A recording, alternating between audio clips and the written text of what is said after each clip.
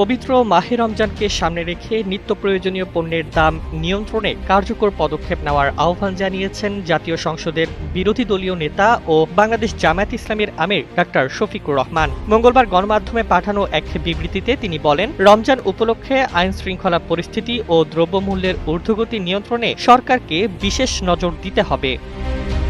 তিনি জোর দিয়ে বলেন, অসাধু ব্যবসায়ীদের সিন্ডিকেট ভেঙে সুষ্ঠু, স্বচ্ছ ও পরিকল্পিত বাজার ব্যবস্থা গড়ে তুলতে হবে। দরিদ্র ও নিম্ন আয়ের মানুষ যেন স্বস্তির সঙ্গে সিয়াম পালন করতে পারেন, সেজন্য প্রয়োজনে ভর্তুকির মাধ্যমে চাল, ডাল, তেল, মাছ, গোশত, শাকসবজি, চিনি, খেজুর, ছোলা ও মুড়িসহ নিত্যপণ্যের দাম সাধারণ মানুষের ক্রয় ক্ষমতার মধ্যে রাখতে হবে। রমজানের তাৎপর্য তুলে ধরে তিনি বলেন, এটি রহমত, মাগফিরাত ও নাজাতের মাস। আত্মশুদ্ধি, সহনশীলতা ও সহমর্মিতার শিক্ষা দেয়। দিনের বেলায় হোটেল, রেস্তোরাঁ বন্ধ রাখা এবং অশ্লীলতা রোধে কার্যকর ব্যবস্থা গ্রহণেরও আহ্বান জানান তিনি।